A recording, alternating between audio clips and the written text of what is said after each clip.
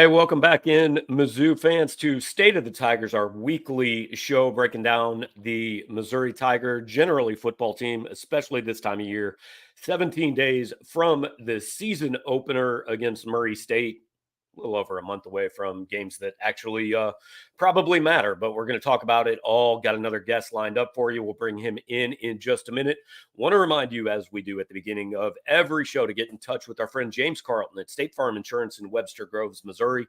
CarltonInsurance.net. The phone number is 314-961-4800. James is going to have somebody in the office all the time, well, at least during business hours, to answer your calls. He wants to do the best job he can of being your insurance agent, getting you the best deal he can, and also talk a little Mizzou football with you in all likelihood this time of year. His information is going to be rolling across the bottom of the screen throughout the YouTube broadcast. If you're watching there, like, comment, subscribe, hit up James. If you're listening on the podcast, I'll repeat the info again at the end of the show. So we've been bringing in some national guests for you guys this summer, kind of lining up the 2024 season. I never ask our guests how they want to be introduced. I always try to come up with the most impressive thing they've done. And this week, I think you're going to like our guest. It is longtime TigerBoard.com contributor, Bill Connelly. That's the correct intro, right? That's what you go with on the big stage. Yeah, I mean, it's a very, very long time. I think a buddy of mine introduced me to that in like January '99 or something like that. So very long time. Yeah. We found it, I think, in 1997, about my junior year in college, and enjoyed the hell out of it for quite a while. But no, look, I assume you guys all know Bill at this point with ESPN. He has gone on to bigger things. We won't say better, just bigger things. And SP Plus rankings, all that. We're going to get into it, break down the college football season, especially from a Missouri point of view. But like Bill, I think most Mizzou fans know kind of your story and how you got to this point. But like just the thumbnail sketch of you kind of started this thing way back, on your own, and now it's this national deal that is referenced on every college football show I listen to. It started because I was starting a Mizzou blog and needed something to write about in the off season. And that's, I mean, it's kind of hilarious to sketch it out like that, but yeah, like 2007, hopped on blogger.com or whatever and tried to start something with some buddies, and realized from the start that I liked stats, obviously. I liked baseball stats a lot more, and after a while I liked them more than I liked baseball. And so I started fiddling around with what's available for football. If I want to talk about football analytics, so you Google college football analytics in 2007 and it just kind of shrugs its shoulders. So I started playing with it on my own, and yeah, like the earliest pretty terrible versions of SP Plus showed up at Rock M Nation in the fall of 07. And the proverbial one thing led to another after that, I guess. For people who either aren't super familiar or maybe aren't as analytical and haven't leaned into this whole thing, how do you quickly explain what SP Plus is to people? I basically copy paste the same explanation in every rankings, just because I like the way I said it once and I never want to have to say it again. But basically, it's tempo adjusted, it's opponent adjusted, it's a look at what's sustainable in football, if that makes sense. Like the things, every game's decided by big plays and turnovers and all these things that aren't very, very repeatable sometimes. But it's a look at efficiency and just the down for down stuff that you can maybe actually lean on from week to week. And Missouri was suddenly a lot better at this sustainable down for down measure last year. Well, and that's the fun part about this, is there's obviously a place for all the numbers and all that, but what you can't account for is 4th and 17 against Florida, right? It just, sometimes it happens, sometimes it doesn't. And that's why they play the games and we like them. So let's hit the Mizzou part of this first. I think they finished your rankings last year at 10th. Last I saw, now I know you have post-spring rankings out. Have you had the official preseason? Have you changed it since the end of spring ball? So there will be, I guess, tomorrow, if I understand the schedule correctly. The final ones will come out tomorrow, and they're 11th. Okay, yes. So basically, we're about where they ended last year. Right, and that's where they were, I think, in your post-spring rankings. So the one question I keep getting from Mizzou fans, and frankly, I kind of have it too, is Ole Miss and Missouri had very similar seasons. I think have very similar schedules, very similar programs. Ole Miss generally in all of these rankings, not just yours, but AP, which will come out, I think, in an hour, coaches rankings, all that, generally 4 or 5 spots higher than Missouri. What do you think the difference is in these teams? Is it the portal? Is it who they got there? Yeah, I think that's a big part. Their recruiting rankings have been a hair better, and then it felt like Missouri was kind of going all in to a certain degree in terms of their, going in the portal. Ole Miss did it way more, and so they benefited maybe a little bit more from that. But yeah, Ole Miss is going to be 8th, about like 2.5 points ahead of Missouri. Very similar win totals, very similar conference win totals, and everything else. They're obviously pretty similar programs at the moment, even though they've kind of been good and bad at different things leading to this point. But yeah, from a number standpoint, they're very similar. Well, and when fans let the emotion get in the way here, what they don't realize a lot of times is 11th in the country and 6th in the SEC this is not disrespectful. This is not anything that should be insulting to a Missouri fan. No, I mean, yeah, they hadn't been better than 40th, I think, in like 4 or 5 years. So, Wow. it's definitely a big step up. And, it should not be seen as disrespect at all that a team that finished top 10 last year is going to be seen as a borderline top 10 team this year, despite losing quite a bit on defense, honestly. So I think there is respect being shown to the offense, especially to get them that high. And yeah, I think it's all pretty cool. With the Mizzou hat on, I think being 11th is pretty cool. I did not look this up. Out of curiosity, do you remember where SP Plus had them prior to last season, like this time a year ago? I think it was in the 30s, and then after the Middle Tennessee game last year, they fell to the mid 40s. Right. That's the funniest. It kind of had 2007 undertones last year, just in that even into the season, we didn't really know what was about to happen. 07, it was all because of defense, obviously, but in last year, they didn't really shown signs that they were going to do what they were about to do, and they just slowly got a little better for a very long period of time. No question. So, I mean, look, what your numbers, what everybody likes about Missouri is the offense, obviously. Yeah. Is, hey, Brady Cook's back. Luther Burden's back. 3/5 of the line is back. Brett Norfleet, all that. The guy they lose, and again, I always have to preface this by saying this is not an insult to Cody Schrader, but they lose him at the most replaceable position, most people think, in sports. So you expect a better version of what we saw last year, right? Yeah, I mean, that is the best way to put it with Schrader. He was incredible, and they built their entire midway through the season. They just decided, like, wait, we can just run the ball all the time if we want to. Let's just do a lot of that. And this really good receiving core accepted it, and that was a victory in itself. But yeah, I mean, generally, when I do my returning production numbers, the running back position carries the least correlation with like year to year change, basically. So you return a star running back, you don't get a ton of credit for it. You lose a star running back, you don't get dinged very hard.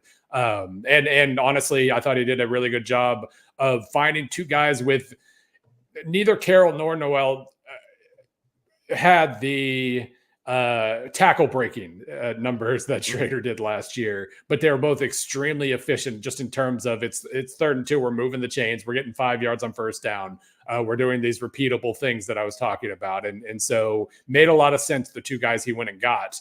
And, if you can just stay on schedule with the run game, the passing game is going to be awfully hard to stop. Right. Is there a spot on the offense that you look and say, hey, this is, I mean, whether it's Javon Foster, I don't know how your numbers account for Brett Norfleet, who I think was really good the last 4 games of last year, but probably from a national perspective, nobody's looking at and saying, hey, this is like an all SEC type tight end that I think Missouri thinks he can be. Right. No, I mean, 22 targets at the end of last season. So he didn't really, unless you were watching specific instances of specific games late, you might not have caught on that he was catching on, I guess. So that is certainly an area where maybe Missouri's not getting enough credit. And from a stat standpoint, obviously, he's not making that much of a difference too. The line was obviously much better last year, but it still had room for improvement in terms of penalties, in terms of, we have sports stats info solutions numbers, and they have blown blocks, which I never take completely seriously, but it's an interesting data point. And there was still room for improvement in that regard. As far as the line goes. And then you go out and you add one of the best left tackles on the board and a 5-star left guard. And so they certainly addressed that as best they could, but that is still an area where Missouri could stand to improve. Or adding 2 of the best left tackles on the board and not playing one true. of them at left tackle, to be honest. All right, let's flip over defense. I'm curious how, in your world of analytics and numbers, you account for take a guy like Darius Smith, who is coming in here. He really didn't play at Georgia, didn't really get on the field. I'm hearing crazy things out of fall camp about him, but you can't just assume that guy is right. going to step in and be what Johnny Walker was last year, for example. So I guess those are the kind of variables that there's really no way for you to account for this time of year, right? Yeah. I mean, with the transfers, one thing I've tried to do is incorporate transfer recruiting rankings into the recruiting piece of the projections. And so him being a former blue chipper helps. But yeah, I mean, he obviously wasn't, some 5-star sure thing, can't miss guy as either a recruit or a transfer.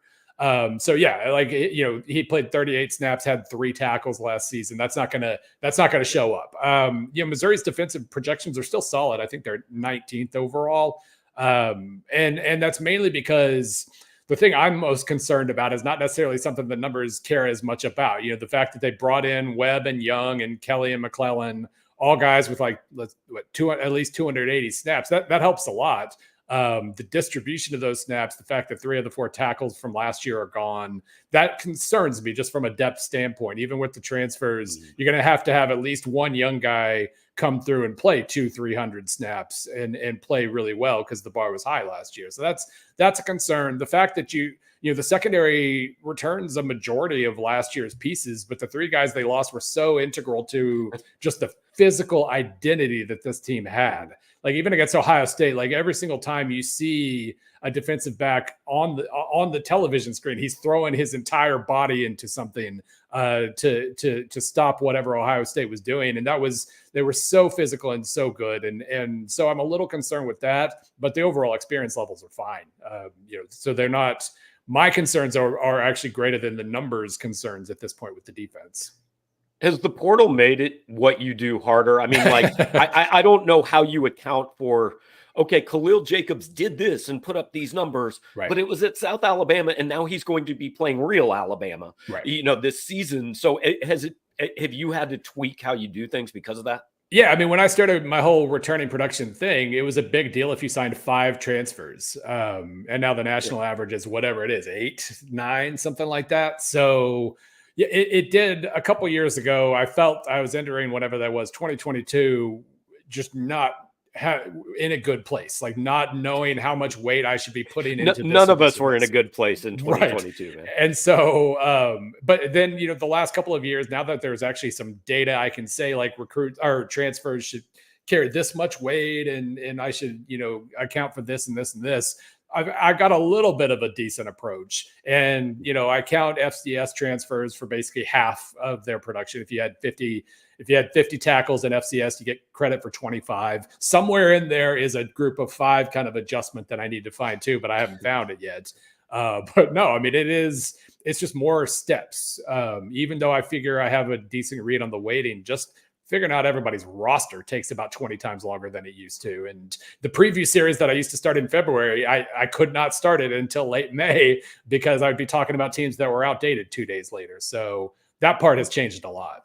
The craziest thing about this is, like you said, you started this as like, hey, I needed something on the side, blah, blah, blah. Nobody can do anything like this as a side gig now. Like I imagine this is, and I know you do some tennis stuff, soccer stuff too, but just the college football stuff has to take up ridiculous hours all season long. Yeah, it was something I guess I knew it was coming, but basically February and March were a little lighter because I wasn't doing kind of the daily preview stuff then. But then June and July were just a crush of stuff. Writing my, because I don't write daily team previews anymore, but I still touch on every team, and so doing 134 teams in like 2 months was a little bit much, especially after all the roster management. So right, yeah, and you don't know who's on anybody's team right, until right, yeah. mid-June is the tough thing. And even if you have a commit from a transfer, you're only like 95% sure he's showing up. So Yeah, lots more absolutely. variables now. All right, we'll jump to the SEC in a minute, but I'm just curious like, what's your college football week like? Are you still kind of building it? Are you able to say, I'm going to watch the Mizzou game as a Mizzou fan, longtime fan, or are you watching 18 different games and Mizzou's just one of them? Yeah, I mean, that's pretty much by midweek. If I didn't get to catch something on Saturday, by midweek, I'll have caught up Mhm. on Missouri. But yeah, it is certainly a little trickier. Even home games, like that's when I have friends in Columbia. So I'll run down there, hang out at the tailgate, go into the game for like a quarter, and then just start getting antsy about everything I'm missing and how long it's going to take me to catch up. And so, yeah, I've turned into the bad person that leaves after like 5 minutes into the second quarter. But I'm just happy I'm still going, and it's still, because my job is to watch TV and watch all the games Right. and then write about them on Sunday. So I don't travel much during the season. I'm just happy I'm still going to the games and still getting that experience. Like, I tell fans all the time, the funny part is you all see way more football than we do. Like, these people who vote for the top 25, if Yeah. they're lucky, they see a second game on Saturday. Yeah, Twitter's telling them how things played out, basically, to a certain degree, and even Let's Twitter's not look at quite the as scores reliable. at night and just Yeah. raise or lower them from where we had them last year. All right, SEC. Look, your top two teams, I think, are everybody's top two teams in Georgia and Texas. If I give you Georgia, Texas versus anything other than Georgia, Texas in the SEC title game, what are the odds here? Yeah, I mean, that's if I'm looking at the pure what the numbers say, yeah, they've got about a combined, I think, 50% chance of winning the SEC. And I guess one way of looking at that is that's 50%. That's for everybody else too. And so Right. interesting things could still happen. But yeah, they are too. Alabama sneaked ahead of Texas because of the running back injury in what's going out tomorrow with SP Plus. But there's such a massive wild card this year that if you're asking me, yeah, it's Georgia, Texas, and then we'll see what happens everywhere else. It is going to be fascinating with Alabama this year, just because, like, on paper, they've still been better than anybody else for 15 years and they recruit great and all these other things. But we know every single time somebody's tried to replace a legendary figure like this, just like the first time Alabama plays poorly at all, just this weird buzz is going to hover around everything Kalen DeBoer is trying to do. And he's been good at every football job he's ever had. He'll probably be good at this too. It's just going to be weird though. And you can't really control everything that you want to control there. Yeah, that's what I was going to ask you. What analytic accounts for Nick Saban? Yeah. No, I mean, and I love Kalen DeBoer. He's a good guy and he's, again, he's just been awesome, but how do you make predictions about this? So non-statistical or numbers question. We've talked about this a lot this year. Do you actually want to play in the SEC title game? Yeah, that is maybe not. I'm really curious. Like, I've never had faith in the committee. And after what they did last year with Florida State, I really don't. But I am really curious how they respond to that piece.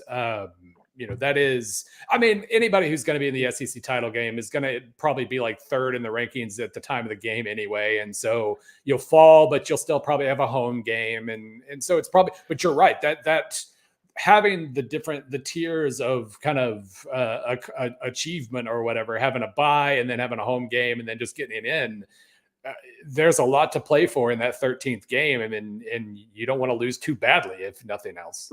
Right. And I mean, we all know, just look back at 2007, the wildest season ever. But what if we get in a situation where the Georgia Texas winner is 12-0, and then you've got 5 10-2 teams? Yeah. Right. And you've got somebody going into this SEC title game. And if they lose to an unbeaten team, they're going to be 10-3. And that committee has never shown us the ability to look past the ultimate win-loss record in picking teams. Yeah. No, it is going to be, that's just for all the things we know about what the committee will do. We don't know how they'll handle having two conferences that are this much more loaded than everybody else. Well, 1.5. Big Ten has 4 good teams, but SEC has a lot more than 4.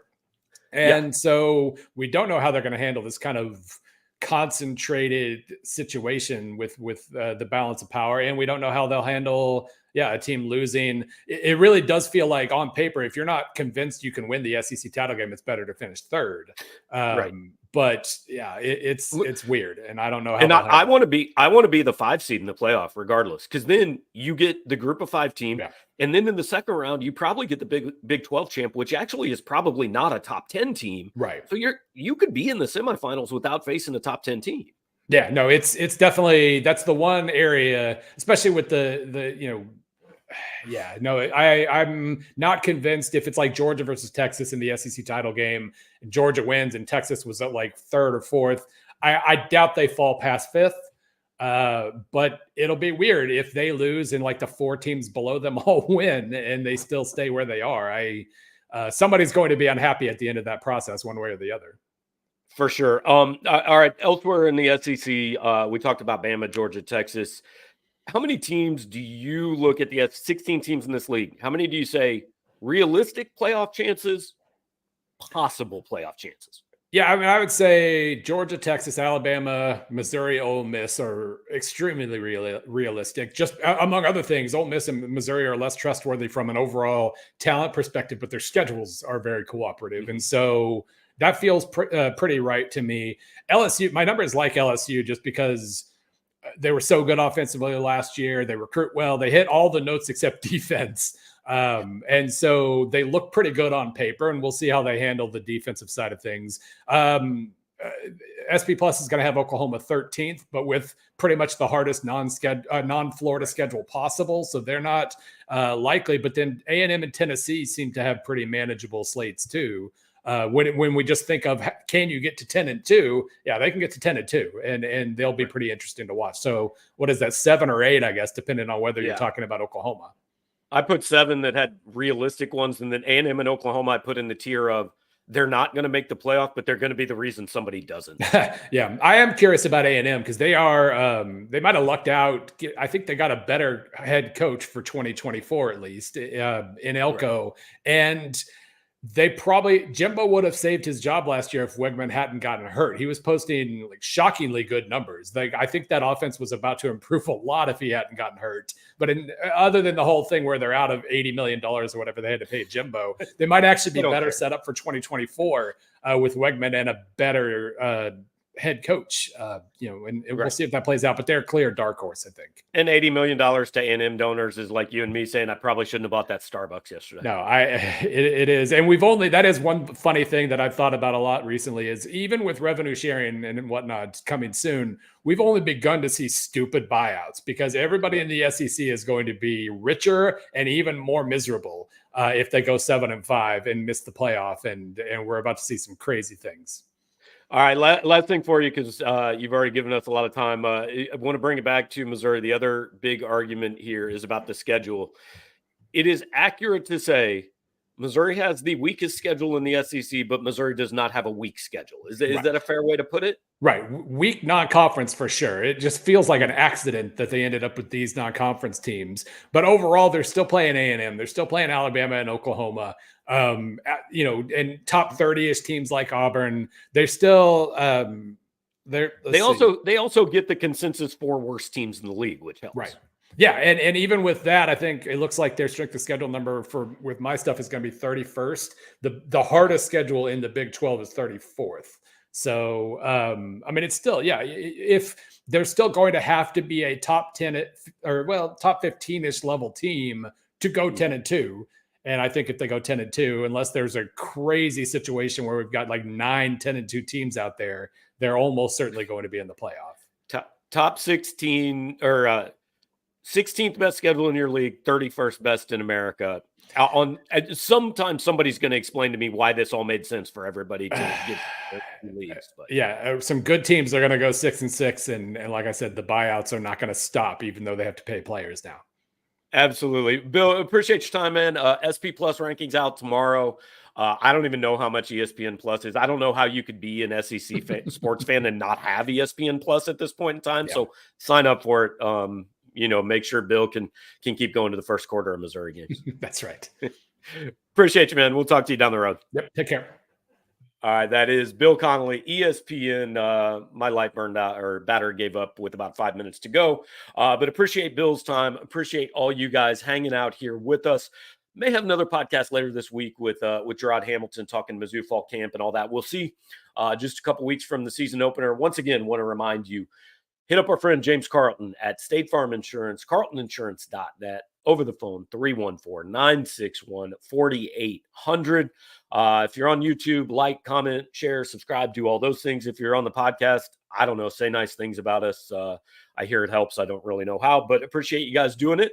More player interviews this week. Fall camp going to wrap up a week from tomorrow, I believe, is Eli Drinkwitz's final press conference. So thanks for hanging out with us for all of it. We'll talk to you next time.